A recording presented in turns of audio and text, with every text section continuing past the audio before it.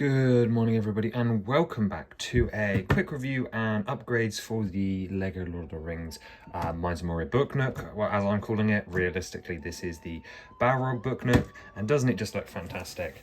Especially with that extended reach. Now, this set was not exactly the most popular. I think a lot of people wish this was done differently or aren't quite vibing with the booknook concept, but I actually think you guys should give this one a second chance because the box art definitely didn't do it particularly justice, and I had some reservations going to this. I wasn't quite sure about a couple of areas which I'll talk to you about, and I found myself subtly impressed. Now, as with most sets these days, I do recommend that you pick this one up on a sale. Eventually this will come to your wholesaler listings in a couple of months or so after it's a LEGO store exclusive, and I definitely think 20% off would not go amiss. However, I've got some interesting upgrades for you. Even if you have the 2012 Moria set, we're going to turn this into some other scenes, as well as some lighting tricks, as well as showing you what it looks like on a bookcase, because that is the most important thing. And as a fan of the movies, a fan of the books, I actually really like this. And in particular, he impressed me and actually lived up to my expectations, because when this was originally revealed, I wasn't quite sure how I'd feel about it. I was worried it would feel more like a £20–30 mech from like the construction figures, or it wouldn't be as good as the video game version or anything like that. And what I actually ended up liking was him and the frame as well, but more specifically what I thought I was going to love, which is the frame. I do love, but not as much. It's a bit more repetitive in the build department than I originally wanted. So, talking about those other areas of concern, obviously his shaping in general, I wasn't quite sure about his size. I wasn't quite sure about the body, how little orange there was on him, because obviously he's a monster of shadow and flame, not much flame going on. I wasn't sure about the arms in particular as well. Anyway, he was a whole bunch of I'm not sures. Even this face, I was pretty confident that this face was about as good as they could get, and I'll show you this guy up close in a minute, so I don't want to dwell too much on him. But I ended up being completely wrong. And the only two things on the Balrog I don't particularly like is the difficulty posing him on the bridge. You can do it to make it look like he's stepping onto it, but it's not exactly super easy. And this whip, which we'll be upgrading in this video as well, because I'm not a fan. The one Gandalf minifigure is whatever, because I was collecting when the original sets came out. I have plenty of this guy, although this is the nice and upgraded one, same as the Shire and obviously Rivendell. And there may be some printing modifications. It's definitely a new face since Rivendell, but I really like him. I don't know why this does an easy detachment here with the "you shall not pass," but in theory you could take this guy out to your display shelf, or maybe if you're dismounting your Balrog, you could have that off to the side. And as I said, the main bulk of what you're buying here is, of course, the frame, effectively. So much criticism has been leveled at these fires. However, yeah, honestly, I'm fine with it. It's very wispy, it's very book-like, and you've got to remember that while you can indeed view it like this, and this is one of the main display angles, to me it's always going to be this one. So just getting this faint idea of a glow, and this is why I really hate this, by the way, because it's just distracting. So let's bend this down out of the way. No, okay. It's in my way. But from this angle here, it just creates a nice glow on the sides. Now, obviously, it's actually mixing a couple of different scenes together. The main one, of course, being the "you shall not pass" scene on the bridge, where the Balrog steps onto the bridge, Gandalf breaks it, and then they fall down into the pit below. I guess that could be replicated here, actually. This could be, obviously, Gandalf breaking the bridge. However, probably not. And the other scene they're replicating is when the Balrog first appears, and all the orcs have chased them down. Gandalf's got them in a bubble, and they're in this big, long corridor where we see these really tall pillars which make up the sides here. And then the Balrog comes and he brings the fire with him. I really love the insinuation that it's this flap here that's blowing the fire, as they're all designed to be angled slightly away from him, which I think is a really subtle touch. And of course, it's always nice to get these trans-orange parts here. My other favourite detail is actually the architecture. These really recreate the dwarvish style that Peter Jackson created in the Middle-earth movies, specifically expanded upon in The Hobbits. But this original Moria texture here, using these pentagonal tiles, is something we just didn't have 10 years ago in the original theme, and I really, really love that. Just the use of these Technic bricks at the top here, or even cheese slopes to round off this corner instead of wedge plates. Now, obviously, wedges wouldn't fit, but I really like that gives this extra texture here. And then even onto the inside top here, we've got triangles and dots, and it's just a perfect recreation of the dwarvish architecture. So much so, it's this here that inspired me to turn this into the other scene from Moria and sort of change things up. The thing that makes this specifically, I guess, a Balrog and answer the heat is the LEGO Lord of the Rings team really loves their colour grading. So you can see it best here. Furthest away from the Balrog, we have dark bluish grey. Then it heats up a bit to dark tan. medium nougat, and then finally there's some dark orange here on the back, which has also been smoothed off here so that it can go up against a bookshelf really easily. And again, the Balrog really does take up a lot of space, because I was initially surprised by when I built it that it did feel quite small, compact maybe, but it turns out that it is the exact height as the Lord of the Rings book for the 50th anniversary edition, which is the one I own, which I will show you in just a minute. But just finishing up with this model before we took it over to a bookshelf. We've got the full color grading here, and I really love this technique. The reason I'm bringing it up is because I think it worked amazingly in Barad-dûr. I think it works amazingly here to just showcase what the Lego color palette can sort of imitate with lighting, and I think it looks particularly amazing lit up. But for me, mostly, as cool as this is open, this is a sort of a useless display. I would either rather take him off the display stand, which we'll do in a second, or keep it opened up, because I really like the composition of how it looks like he's barreling down this narrow hallway that we've just got to cut away into this mine, and I think that's really fantastic. So this is what sold me on the model, because I do think it works incredibly well as a book nook, which is not the sentiment I've been hearing online. So do give this one a chance, because in real life I think it is a little more impressive with that 20% off. Now let's unhook him though and show him to you guys separately, but first I'll take you over to my bookcase and show you what it looks like in there. But just like that, he can easily be removed, and Gandalf can come off too, and they can sit together. But let's go. And here is the model on a shelf. Got some really fun books on here. Put it in between the fantasy collection and of course this one as well, the Lego Ideas pop-up book, which is an amazing set that I'm now going to probably not be able to fit back on the bookshelf. Oh, in it goes. Okay, yeah, I think it's really important to show it in this scenario. I love how it looks on display. I'm going to be making some upgrades later because don't love that whip, and also it's quite dark and I want to do something about that. But again, it's just this really narrow image, which I think really works for me. A lot of people say, oh, it's not the proper way to display it or so on, but it really is, because it has this trapped narrow corridor feeling that goes up and down here, and I'm a real big fan of that. Not only because it creates an interesting window and actually works as a book nook, because this is what they're supposed to be, taller, narrow scenes, but also gives you this envision down to what is a long, thin corridor. There was no way we were going to get other Moria architecture that's like this. Really, the only other viable scene would be the staircase as a diorama, and of course the original set that they made back in 2012. So I really like this choice, and it just makes the Balrog feel even bigger and more menacing. It's a really iconic moment. Yes, it's taken from the movies, but yeah, no, I love the composition of that shot with its head slightly tilted, roaring down. We've got Gandalf down here, the fire raging backwards on both sides, and I just wish it was a little more illuminated, but and then even then being framed by this beautiful Moria architecture, there's something really stunning about it. And I love the Sherlock Holmes one, but I think this one is really fantastic, and I do think that those images really did let it down slightly. But enough of that, let's keep moving. So I really wanted to take him off the stand just to show sort of how impressed I am by this as a mech, although that did not do a great first impression. I don't buy a huge amount of Lego mechs, although I do like my creature builds. We do a lot of them here as part of the Zelda showcase, and I thought that the pictures didn't really do him justice, which is part of the reason I'm making this video. There is one thing I don't like, and it's this whip.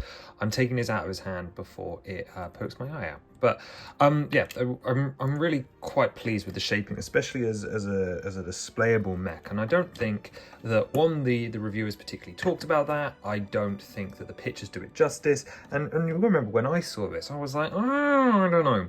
Like, because obviously we had a fantastic Balrog as part of the video game, and obviously that was not made with structural integrity and so on. But they could genuinely just sell this, and I'm not saying they should. I actually don't know how I feel about the idea of a Balrog on its own, but especially this one because it is quite displayable. But I love this head. It really grew on me because I really wasn't convinced. I was pretty set on thinking it needed more orange, but on a further look and as you build it, you get a lot more of these accents around here. You've got bits and pieces in the shoulder. I was also worried it was going to be very similar to the construction mechs from like Marvel. This is not the case. This is very much a modern build. I really love the neck angle, which is done here with 2 clips. If I push that back in, I really love the light texturing. For some reason, the Lord of the Rings team really know how to use shadows, such as this light grey that actually looks dark grey. from most angles and really creates a density to the chest. It was satisfying to put together, specifically stuff like the toes down here, which are clips on. I had no idea that these angles matched up so well, but it's secure, it's strong, it's beefy. He stands up. You've got some menace to the head. I actually really like, I don't think it can be called a very useful technique for play, but I really like that the jaw is effectively 3 separate parts and is reinforced by these mech fingers to just give it some bulk. It's really, really nice to see stuff like that. And of course, the printed face as well. I love these horn pieces, so that's fantastic. The wingspan's good, although obviously there is the debate about the Balrog wings, or whether he has any in the first place. I do like the amount of fire coming out the neck. I would never have said no to more fire though. That is something that I think is important to consider, because it definitely isn't as glowy. And I don't know if part of that's because they reuse these, and obviously the wings are of shadow and flame, right, is the creature himself. But these wings in particular are definitely just smoke, and they're like, well, do they actually exist? And of course it is actually the same wing as our Fell Beast, which is great because it means that the Fell Beast no longer has any exclusive parts, which I do appreciate, even if I think it could have been better. I'm pleased with the bulk. Yeah, I just really wanted to highlight this mech because, well, not a mech, is it? This creature build, because I think the box made it look really bad. And actually I was a bit worried I wasn't going to like it, but I actually really did end up doing it. Now, obviously these wings are largely over-engineered for the ability to fit into the booknook. But I do like that you have options such as completely out wide, or sort of more in and vampiric, or we can go back and then out to create a more proportioned set of wings, which is my personal favorite. And of course you can actually sort of flap them and so on as well. One thing I'm noticing is that the ball joints are probably at their upper limit, you know, like they have friction enough, but it is swinging easily, and it's not like I've been posing this guy particularly heavily, but that's fine. I do also have to think that it was quite difficult to sort of to shift him into a walking position for the bridge, so to actually put him on there. So you end up sort of pushing one leg forward and one leg out, because obviously the bridge is quite thin, so he needs to have quite a thin base here. And then the arms don't have a huge amount. Obviously you can do this, but then you have to move the shoulder. But I just love how useful this piece has become, not even on the original mechs, because I don't actually really love that piece on all of like the Captain mechs and the Ant-Man mechs and so on. So it's nice to have that be used on a creature build like we did with Echoes of Wisdom Ganon. Basically, it's just absolute class. I found myself wondering as I was building it, why don't I think of some of these techniques some of the time? I love how the joints work. I love how posable it is. He feels right to me, especially I'll bring in the Rivendell Gandalf here. He feels the right scale. He feels very Lego to me. I'm very, very happy with it. Let's actually bring in the Fell Beast, because I want to show you it next to this modern era of Lord of the Rings buildable characters, and why I think Middler is really onto something here. So here is it posed next to the Fell Beast, and I think the fact that they are the same wings does stand up, although I am looking to maybe brick build another one of these together, along with pick up some more Nazgul torsos, because I can now actually have a set of 9. I have my 2 from Weathertop and my Mouth Sauron, but without a Witch King, I think I need another 6 of them. But this was another creature that got a lot of hate, just like him, although I think this one is also still fine. Again, I was really, really pleased with the creature design on the Fell Beast. I love how the tail functions. I really like the legs, although this is a very standard construction. And I actually, controversially, really like the head. Now, do I think it could have used some eyes or some printing? Probably. But as far as like the actual sculpt goes, this was definitely a step up from Lord of the Rings creatures we had before. Not the stuff like Treebeard was bad, but this was just was a big deal and a big increase, and a creature I've wanted for a long time. In fact, both of these are creatures that I want a long time, and the reason I wanted to bring them aside to an extra was just to show you how good they look, and also to show you how well the Lord of the Rings team is sculpting these creatures. I love me a creature sculpt, and I think these two are fantastic. Like I'm struggling really to think of any modern sets that sort of compare at this sort of figure scale network, because I would argue that both of these are figure scale. I mean, maybe the Balrog's a little small in comparison to the Fell Beast, but as desk pieces, these are great. I love how he feels to hold. He feels like a very, it feels very toy. And I like that. It's like, yeah, even though he's obviously a display model largely, but I'm really pleased. I don't really have much to say other than to let this comparison speak for itself. I really love the way that Lord of the Rings creature team is working. I can't wait to see what we get next, whether that be, say, maybe a return to cave trolls, the Mumakil, or to be honest, I'd take another Ent as well. Yeah, this just screams to me, it speaks to me from like the Zelda creature design standpoint, and yeah, I just love how they look together. I love the new shaping techniques, I love the contouring. They really do feel like a step up and the modern iteration of Lord of the Rings, and I think people are sleeping on them because obviously there are some issues with the head here, and this one looks really bad on its box for some reason. This looks so much better in real life. I have not seen anyone get close to this except for the video game one from like over a decade ago at this point. Really, really love it. But we do have one change to make because I really hate this whip. So the next thing we're going to do is, well, we're going to upgrade its whip. So the whip is out of the hand and there's only the original bar attachment built in. And we're actually going to use old flame pieces, specifically the ones from the 90s. You can already tell what we're going to do here. That are small like this and have the 2 notches on them. And that is important because there's this lovely illegal technique where you take the notch on one of them and then you clip it into the second one. So not the lowest, but the second one here. And if you force that in, you can hear that click.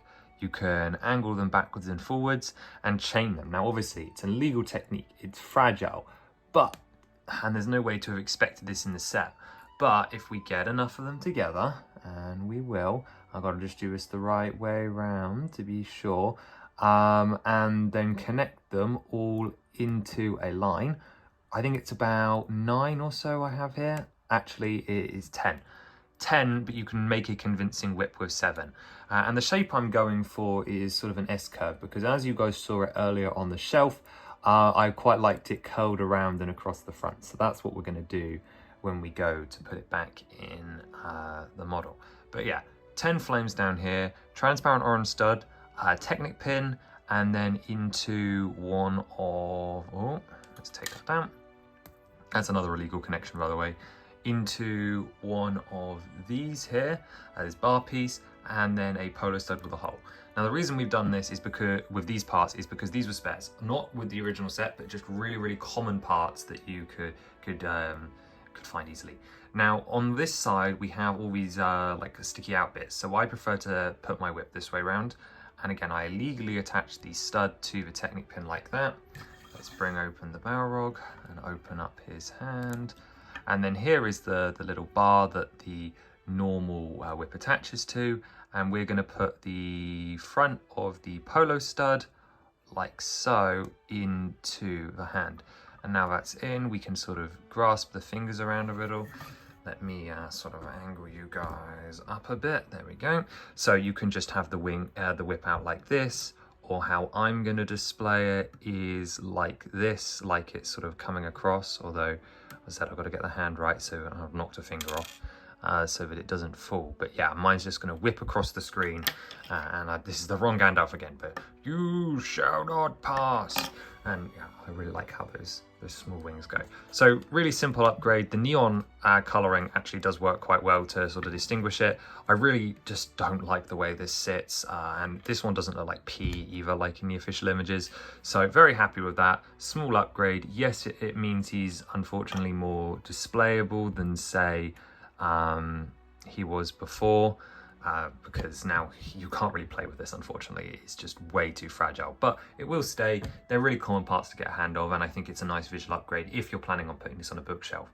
But that is only the first upgrade we're going to do, so let me show you what else we can do with this thing back in its bookshelf. So here it is back on the shelf now, and you can see that it fits in nicely. At the moment I have the fire sort of curving overhead as if it's going to whip, but obviously I'm going to break this doing this, aren't I? But you could bend it and flick it over and sort of make it shorter or longer and so on. But we're not going to stop there because we actually have one more sort of upgrade that we're going to make, and it involves this. I've acquired a tablet here, and you can see that I have just found a stock image on the internet. Really basic. You could design this yourself better, and the goal is we're going to add a little bit of glow. So let's pull this guy out. And the Hobbit's going to come with it. Let's put that to the side for a second, and we're going to try 2 of these. We are going to start by putting it underneath, and I'm hoping that this doesn't shrink the image like so. And oh, remember, you've got to put, for some reason my copy of The Hobbit is really quite difficult. So I have to slide it down the side of the Wheel of Time and make sure they go in at the same time. But that's a me problem, not a you guys problem. So you can see a bit of that glow in there. Now I reckon we need to make a quick adjustment, because what's happened is this tablet has adjusted its brightness to match the dark cupboard. Much brighter. You can see a big glow there, as if the Balrog has lit the whole thing up. Not quite done though, as I want to try one more thing. What I'm going to do is show you the photos I took of this looking really great at night time. But that's the goal. We're going to put a tablet behind it to make the ultimate Balrog display. Now obviously the tablet isn't viable. I'm going to look into some fairy light opportunities for beneath it. But for now, that is all the upgrades we are going to make to this model. So sure, we might be done with upgrades, but this has other potential, as I love these columns here, which remind me, of course, of the other scenes that we get in Moria in the movie. So I think it's time we take him out of here, take the fire off, and see if we can do anything with the 2012 Battle of Moria set, which I just so happen to have here. You can see our little cave troll, and we're going to try and recreate some other scenes. So let me give that a go, and I'll show you what we can come up with. So here is the next version that we came up with, and this is, as I mentioned, based off another scene in Moria. Specifically, if I open these doors, the cave troll.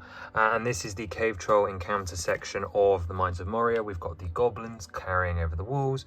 You can just see into Legolas about to shoot the cave troll in the head. But really, this is something I wanted to play around with, this idea of hidden secrets, specifically just because of this Moria architecture that reminded me of this sequence in particular. And of course, when Boromir looks through the door and goes, they have a cave troll. And this required some minor modification. Let's take it out of the shelf and show you some other display options though as well. The unfortunate thing about this one is that it does not make use of the full space, but we're going to rip that off, of course, because everything's slightly weakened. We can still open this out to the side. You can see our very sort of shanty doors in the middle. And while I was testing this, you can see that it has now broken. But yeah, you've got this front gate section, which I should be able to remove. We'll do it live. Oh dear. And then there is your cave troll scene here.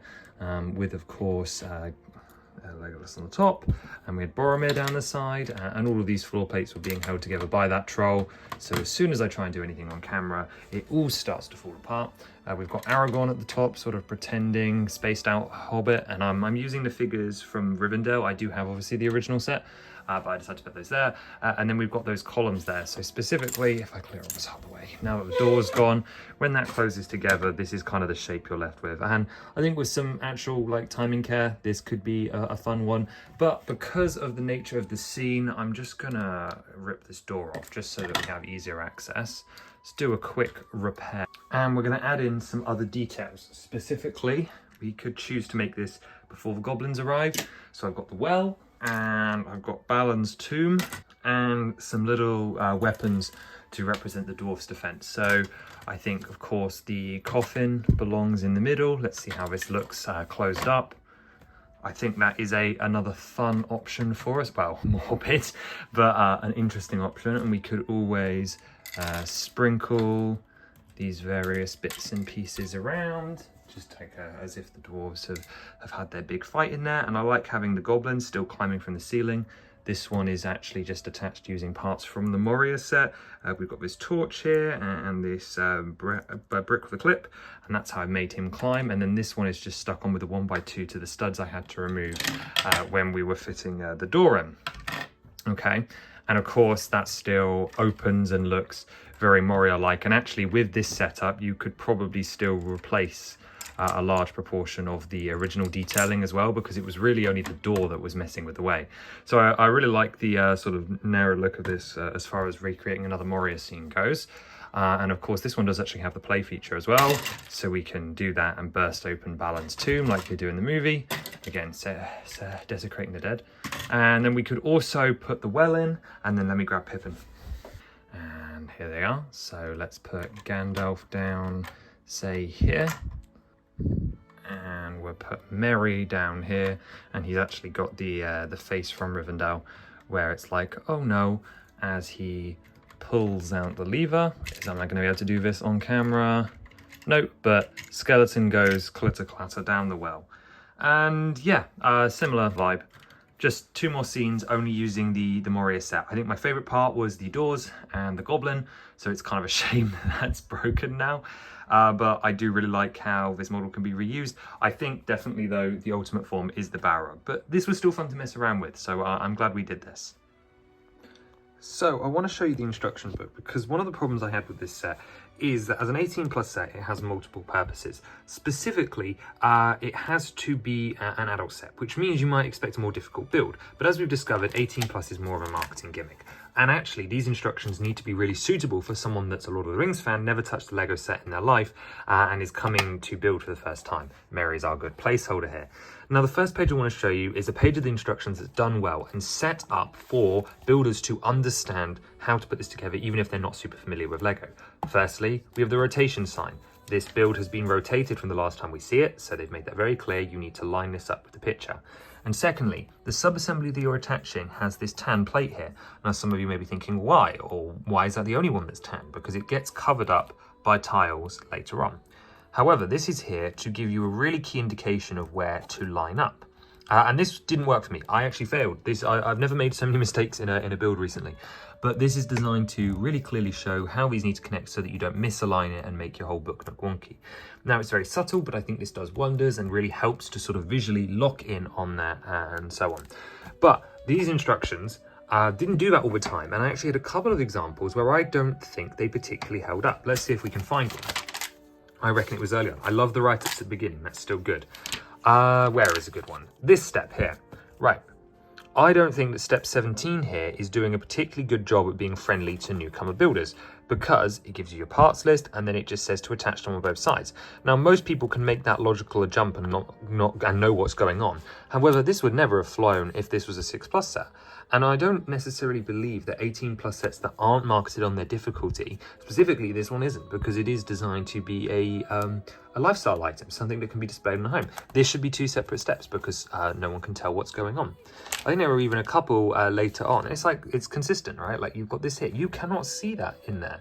You technically do not know, and especially if you're not familiar, we take it for granted as fans, but there's no guarantee that someone will notice that or see that properly without, say, an extra call out or something. Now, some stages are better than others. Some obviously have the dotted lines, like this is better here.